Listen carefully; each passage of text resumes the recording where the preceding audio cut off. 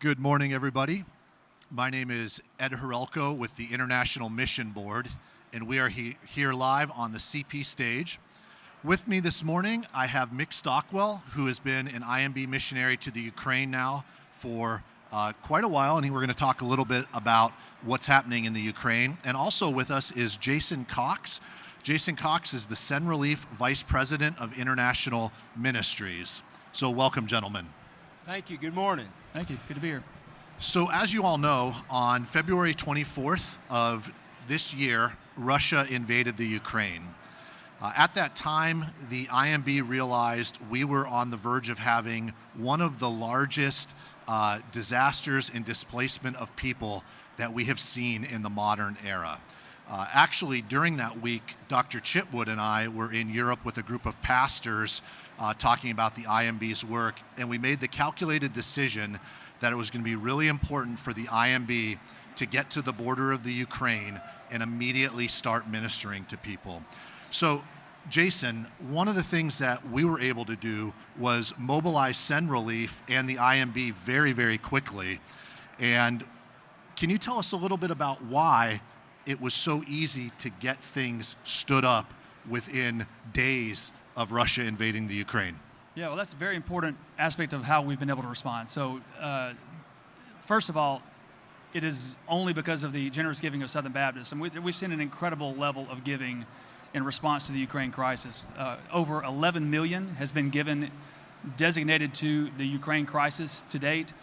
And so without that, we would not be able to respond at the level at which we're responding. So it is through Southern Baptist giving. That's part of the why. The other part of the why is decades of IMB presence and witness in Ukraine and in Eastern Europe from people like this guy, who might have been one of the first ones on the ground in the early 90s, I think, but decades of witness and partnership with local Baptist churches, seminaries that enabled us to respond quickly and extensively once this all started. And so we were on the ground early and have been on the ground since, but it is strictly because of the presence of IMB missionaries and the partnerships that they have developed through national unions and other Baptist partners over the last decades. Well, this is a good chance then for me to ask you, Mick, when did you first start ministering in the Ukraine? Why don't you tell us a little bit about how you ended up in the Ukraine? Well, we want to thank Southern Baptist that in 1994, they sent us with our family. We had 3 boys who were 11, 9, and 6.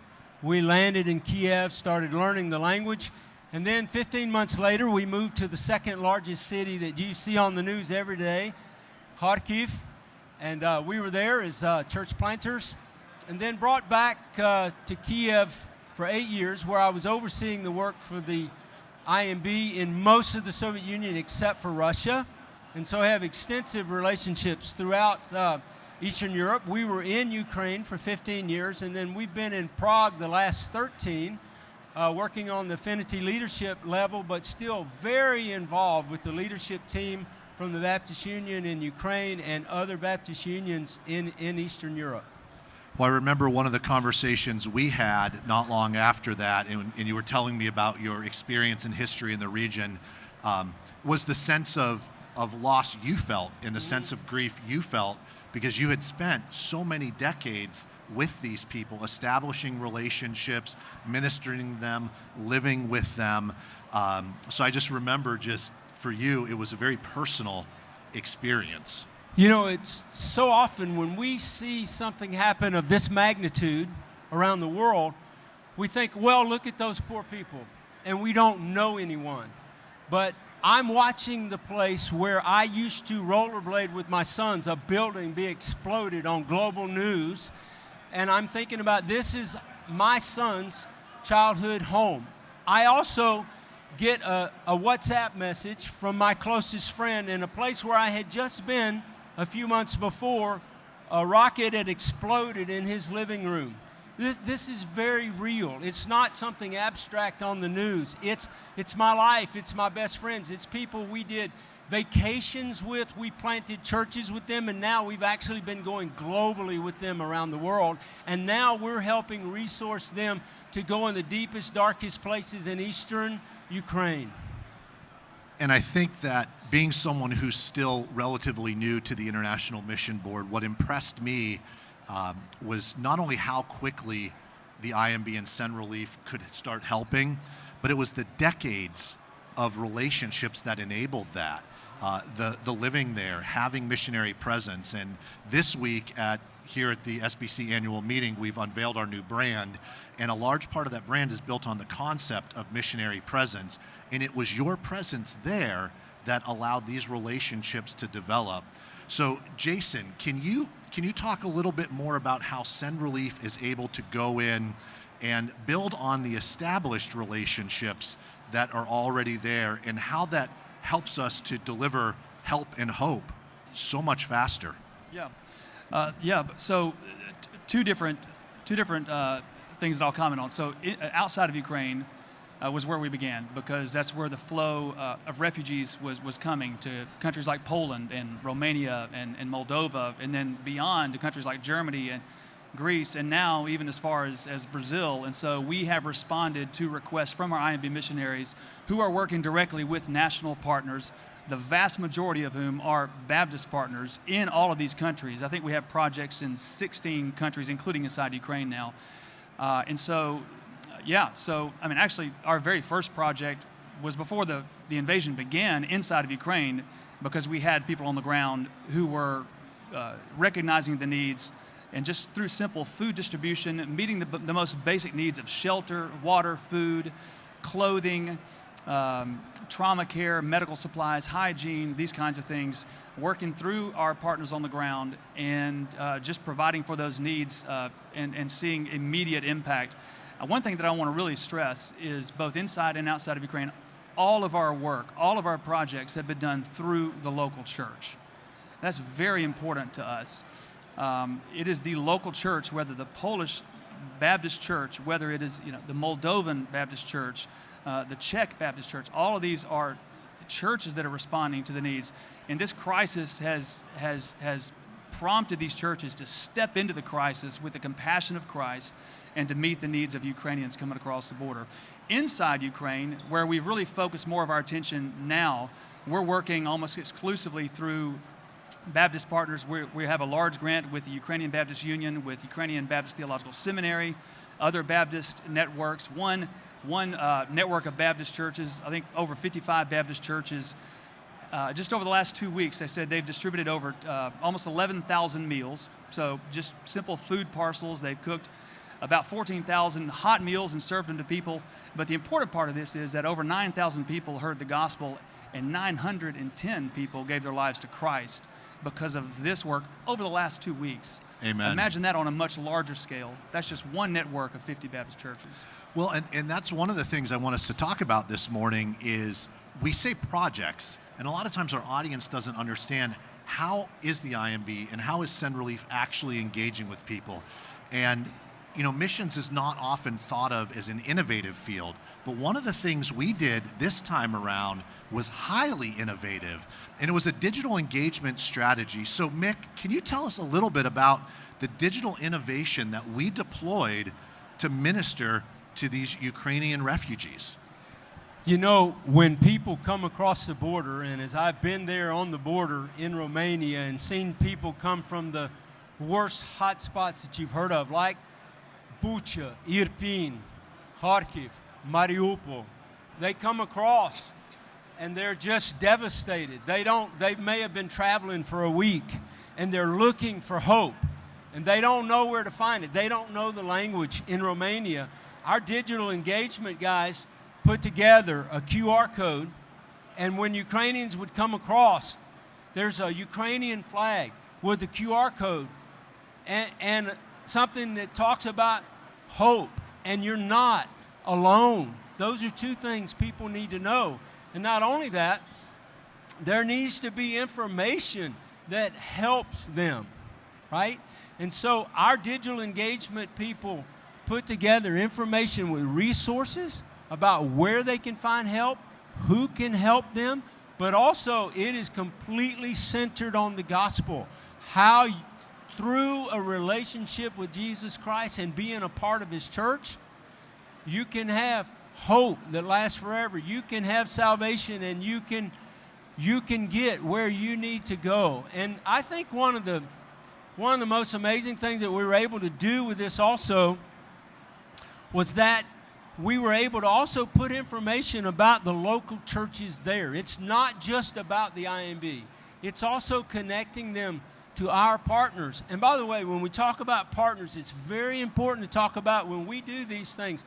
There are Southern Baptist churches that send workers to come on, send relief projects, or they send their disaster relief teams from their states, and we all work together, and we also do this to empower national partners. And that's what this type of thing is about, to catch their attention, to get them to that place where they can get help from the people who can help them the most. And I remember hearing when you guys deployed this strategy, there was a tremendous amount of traffic going to that website. There were people signing up. There were people putting in prayer requests. And we had our field personnel praying for them regularly. So not only did it give them resources, it gave them an outlet to share what they were afraid of, to ask for prayer, to really engage Christians all over. So can you talk a little bit more about some of what you guys saw through the engagement? Yeah, one thing I think is really important is we talk about partners, is to understand that in the United States we have Slavic churches, Russian, Ukrainian speaking churches that we partner with that also belong to the Southern Baptist Convention.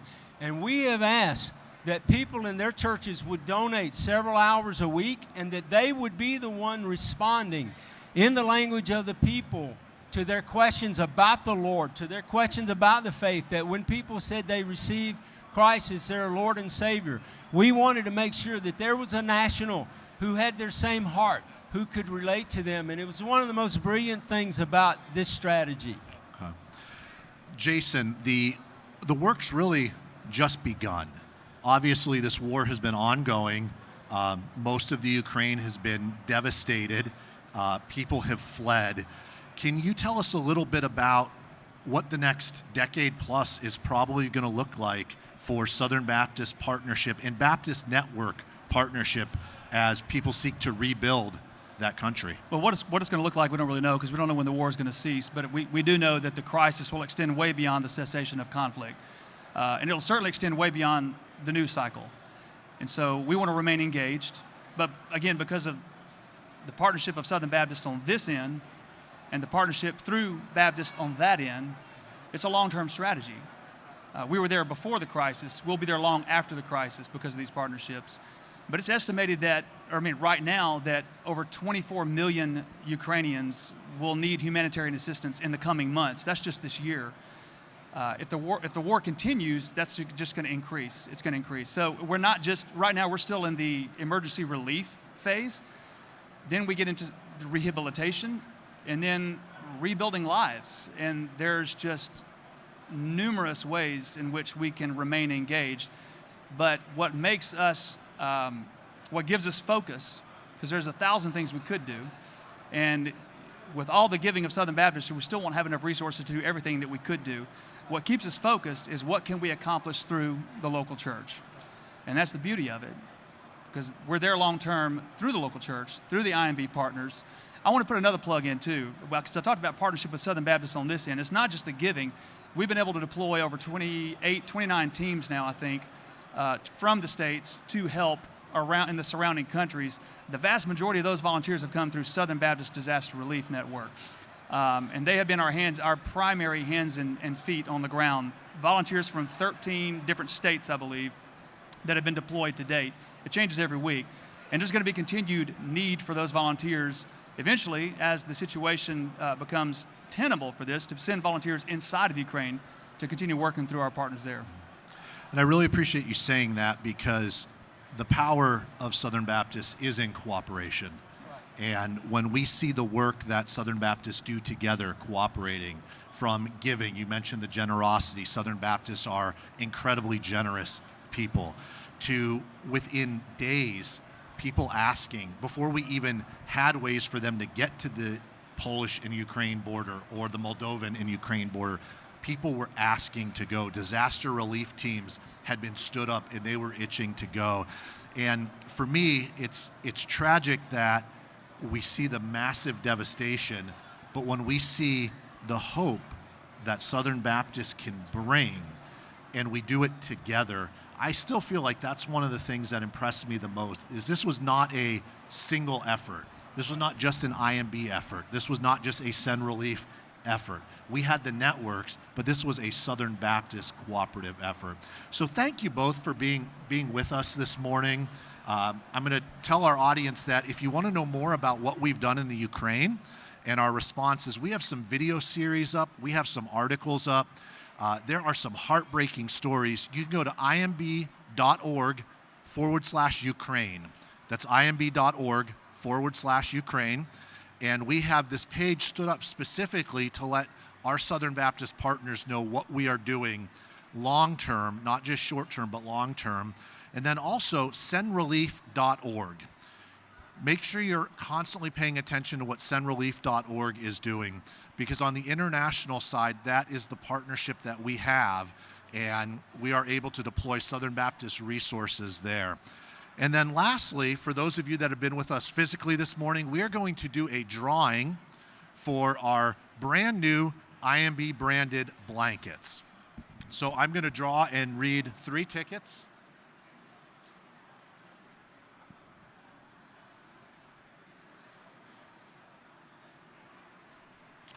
All righty, and we will have this blanket delivered to you. So who has 484069? 484069. Keep your hand up, please. All right, the next one, 484006. Anybody? All right. One away from being 007. And we have 484083. 484083. All righty. Well, thank you all for joining us. After this session, Mick and Jason will be over in the IMB booth. If you have questions about our work in the Ukraine or in that part of Europe in general, or just other questions about the IMB's work, please visit us at the booth next door. Thank you.